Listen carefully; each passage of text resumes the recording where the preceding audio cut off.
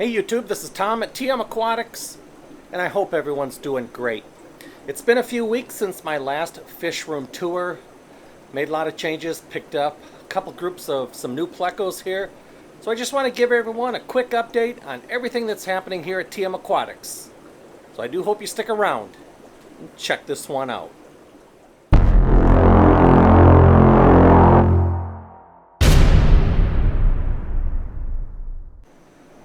Alright YouTube, before I show you the two new groups of Plecos that are currently here at TM Aquatics, I do want to give everyone kind of a breeding update on things that are happening here at TM Aquatics. And in fact, we have two fish room firsts happening right now. So over here, the L494s inside that big round watering spike where you see the tail hanging out, wagging back and forth. That's the Papa Pleco. That is my big male L494, and he is fanning about 15 to 20 or so fry inside that cave. Now, something happened about 4 or 5 days ago when the fry started hatching, or the eggs started hatching. Oftentimes, first-time fathers, male Plecos, can get a little startled by the wiggling eggs turning into little wiggling juveniles. And he ended up kicking out a bunch. Now, I don't know how many got kicked. I was able to scoop some up and put them up here in this internal Zis fry box. Unfortunately, I've lost 3. I think I had 4 of them up there and I lost 3 of them. And oftentimes they're already injured by the time you scoop them up. All these other fish are trying to eat them and pick them off, but one is doing rather well, and I think that one will certainly survive. But the good news is the majority of the hatched eggs and the fry are in that cave, and I'm about 1 or 2 more days away from pulling all those from the cave. So, but I'm really excited about having this species spawn.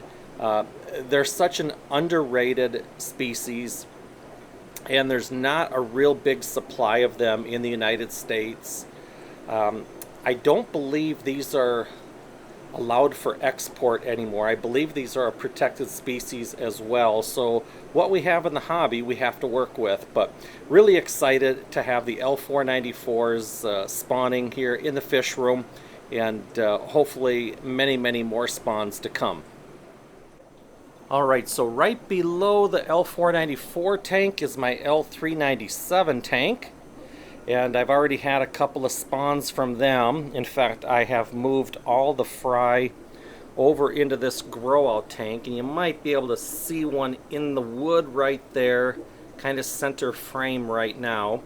I need to shuffle a bunch of Plecos around because this is where I'm also keeping my L183s.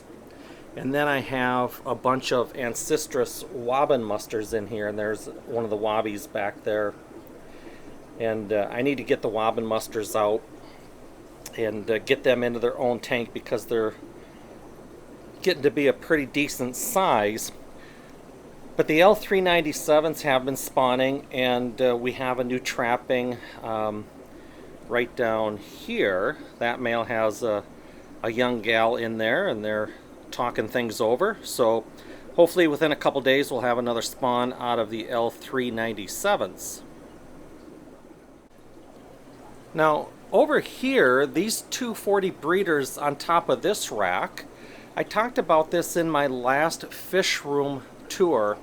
I used to have 7 10-gallon tanks up there, and I used those 10-gallon tanks for growing out Corydoras. But I also mentioned in my recent videos that I'm going to be slowly moving away from Corydoras and picking up more groups of Plecos. These two groups here, the CW49s, and then my Corydoras equus, those will probably be the first groups of Corydoras that I'll be rehoming out of the fish room. But I talked about moving away from Corydoras, not breeding as many Corydoras here in the fish room, and breeding more Plecos. And I replaced those 7 10-gallon grow-out tanks with these 240 breeders. And I'm actually glad that I did. Right up here in that D cave right there, center frame, that male is a first-time dad, and he has a fresh hatch up there in his cave. I don't know how many babies are up there. They should have hatched yesterday. I know 2 days ago they were still in egg form, but really close, and according to the calendar they should have hatched yesterday. I'll take a peek here probably tonight, but looked like a pretty decent spawn, maybe, you know, somewhere in that 20 to 25 range. But these two new 40 breeders already producing now.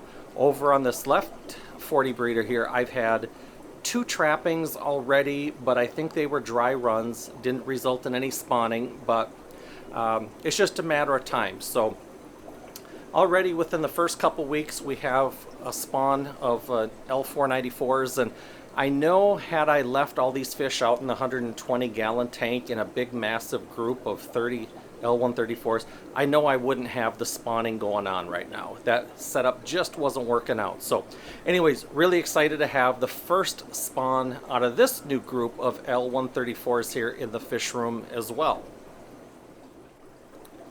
Moving right along over here, these 520 gallon grow outs in my fish room tour. These things were stocked full of a bunch of koi angelfish and a bunch of bushy-nosed plecos. I have successfully purged my fish room almost entirely of breeding bushy-nosed plecos. And you can see all the koi angelfish are gone as well. I've added sand substrate into each one of these tanks, and 4 out of the 5 right now have some Corydoras growing out. This very far tank, I just picked up a bunch of longfin blue-eye bushy nose from my brother's fish room. I think there's 8 of them in there, as well as a bunch of plants that I picked up at a club auction a few days ago. But in this next tank, I'm growing out about 35 or 40 Corydoras Schultzii blacks. A really nice active Corydoras. Great contrast on lighter substrates like this. This tank over here, there's about 15 or 16 Corydoras Kanakis. And you can probably see them in the reflection back there, but a little skittish right now. Same thing over in this tank here, more Corydoras Kanakis. Another 15 or 16 in this group. I did sell some in a recent club auction, but only sold a group of 6, and I took a few out of each tank. One tank had 18, the other tank had 19. I don't recall how many I took out of each tank, so they're both sitting at about 15 fish. And then in this tank here, Scleromystax barbatus. And there's probably 35 to 40 growing out in here. And these are the last barbatus that will come out of my fish room, because I did sell the adult breeding group a few months back. So it's nice to have these 520 gallon grow outs ready to go for some other projects, and nice to have all those angelfish and all those bushy nose plecos out of the fish room. Alright, now as far as breeding Corydoras, I keep talking about moving away from breeding Corydoras and moving more into the plecos, and that transformation here in the fish room has already started with replacing 10 grow out tanks that I used really exclusively for growing out Corydoras, replacing them with 2 new 40 breeders for 2 new groups of L134 leopard frog plecos, and we know that they're already spawning. So with that being said, I need to scale back a little bit on spawning the Corydoras, and I won't be growing out nearly as many as I did the last couple of years. Last year and the year prior to that, I probably grew out and sold around 600 different Corydoras, different species of Corydoras, but 600 total. And that was about all my fish room could handle, because again, I'm not at the scale to be really doing any more than that. But now that my grow out space is really limited to 5 20-gallon tanks, I'm really not going to be able to grow out nearly as many Corydoras. I'm thinking I might be able to get away with 200, 300 Corydoras this year, so not even half of what I typically grow out. And I'm not about to add any more tanks to this fish room. So already growing out, in addition to the Barbados here, Corydoras Kanakis, and I could probably combine those two groups right there. And then the 40 blacks that we have growing out. I do have about 40 Corydoras bozemanii growing out, and that might be all that I grow out the entire year. And that's about equal to the total that I grew out last year. But in this fry box, there's about 20. Over here, there's maybe 15 to 20 more. These guys are a little bit younger. You can see you might be able to see their nice orange bellies full of baby brine shrimp. But the Corydoras bozemanii are a fantastic Corydoras. Interesting fact though, Corydoras will oftentimes, you'll see them spawning on the glass, you'll see them spawning in the corners on the silicone. You'll often see Corydoras laying eggs on plants or underneath the leaves. And then a lot of species like to lay in floating spawning mops. This particular group of fish will only spawn in these spawning mops when I submerge them and have them laying on the substrate on the bottom of the tank. I cannot trigger them to spawn until I put these spawning mops in. Now, in addition to the spawns that I already picked the eggs and hashed a bunch out, they've spawned a few more times in these spawning mops, and I made the decision not to pick the eggs. I just don't want to have too many growing out right yet. It's very early in the breeding season, and I'm still waiting for some other fish to start spawning here, such as the green lasers that are in this tank, the orange lasers down here. Duplicarius only spawned once, and we didn't really have a lot of success with them. And then turning around, I'd like to get a couple spawns out of the Corydoras whitesmanni. And these guys really just started spawning for me recently.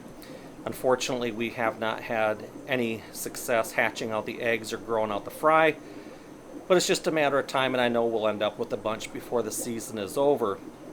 So I don't want to fill all of my grow out space with just Corydoras bozemanii. So these 40 might be the only that I grow out for the year. We'll just have to wait and see. I'm going to give it another month for the lasers and the whitesmanii, and the duplicarius. And if they don't start picking up, then maybe I'll pick another round of bozemanii eggs. And same thing for the Corydoras schultzii black. I stopped picking their eggs because, again, I don't need to fill my very, very limited grow out space with just Corydoras schultzii. But again, these fish right here, I might end up with some fry out of these fish here, the CW49s. I absolutely love them, but I'm thinking about replacing them and turning that into a Pleco tank. And then the Corydoras equus, I'll give her one more shot to see if we can actually get these fish to spawn, and if not, I'll probably be moving some Plecos into that tank as well. But that's just a quick update on what's going on here with the Corydoras. We've got some early success, waiting for a few other groups to start spawning, and hopefully by the end of the breeding season, again, we'll have a few hundred Corydoras of different shapes and colors and sizes to sell on the Get Gills platform. So, all right, and before I show you the new groups of Plecos, one last thing that I'm doing is I do have some Praecox rainbow fish fry in here. So I'm growing out maybe, I don't know, I think there's like 30 in there. I don't know why I'm doing that. I'm talking about getting rid of dithers, and here I'm growing out a bunch more dithers. I don't know. This is probably like the koi angel fish, probably something I'll regret here pretty soon. And then in this tank, and then down in that tank, oh, there are more Corydoras bozemanii. There's about 10 of them down in this 5-gallon tank on the floor. And then I have a few spawning mops in there. that were full of Daisy's blue rice fish. They came out of this tank here. You can see some of the rice fish there. So I thought I would try to grow out a few more Daisy's rice fish, and then again there's a few Daisy's rice fish eggs hatching out in this tank here as well. So anyways, that's a quick update on everything happening here in the fish room, and now it's time to take a look at the new Plecos. So down in this 60 breeder, there are two new groups of Plecos, and one of the groups is mine. The other group is actually my brother's. He paid for them. I'm just housing them for a few weeks while he does some new construction in his fish room and adds some new tanks, and he's making some changes over there. And all of these fish came from Dan's Fish. And let me get the flashlight. We'll see if we can take a look. So right there, that's actually one of my brother's fish. That is the L136B. And he picked up 6 of them. There's another one in that tank there, or in that cave. Did I say tank? I meant cave. So, but the L136B, really nice black Pleco with bright white spots. There's 3 different variants of the L136s. There's the A, the Bs, and the Cs.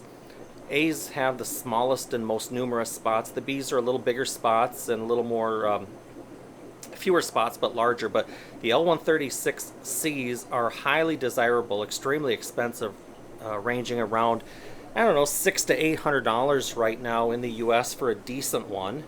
And I'm sure their prices can go even higher depending on their spots, but some of the patterns on the L136Cs are just outrageous. They're just unbelievably cool. The other fish, there's one down there. You can see that black and white worm-line fish. That is an L400. And I picked up 11 of them from Dan. And pretty nice size. Hopefully we end up with some males and females. The L136s, I believe, come out of the Rio Negro. The L400s come out of the Rio Xingu, along with the L46s, the L14s, the L66s, the 333s, the 236, and a whole host of others. But again, one of those species that is protected. They're endangered with habitat destruction, and I just wanted to add them now. Their patterns as they reach adulthood can be, oops, sorry, the sump pump is going, hold on. Their patterns when they reach adulthood can be very highly variable, from anything from like black and white worm line like that to almost like a gray spotted pattern looking very similar to an L174. But there's some fantastic looking fish in this group. So those are the 2 new species of Plecos currently here in the fish room. But again, the L136Bs are going to be moved over to my brother's once his fish room projects are completed, and then we'll have 11 L400s growing out in this 60 breeder here. Alright YouTube, and before we wrap this up, I want to talk to you about one last thing, and that is channel membership. I did decide to enable channel memberships here at the TM Aquatics YouTube channel. Before doing so, I wanted to make sure though that I could create a list and deliver enough content and value in exchange for your membership. And I think I pulled that off. With channel membership, you're going to have more content and more access. You're going to have access to members-only short videos, member-only full-length videos, live chat, live streams, fish room cam. The list goes on and on. So if you're interested or curious, hit that join button, check out the different levels of membership and all the different perks that come along with it. For those that have already joined, I want to say thank you. Your membership is appreciated and valued. For everyone, I want to say thank you for once again taking time out of your day to watch one of my videos. If you have any comments or questions, feel free to drop them down below, and I'll do my best to respond when time allows. But once again, thank you. Everyone have a fantastic night. And until the next time, we'll catch you all later.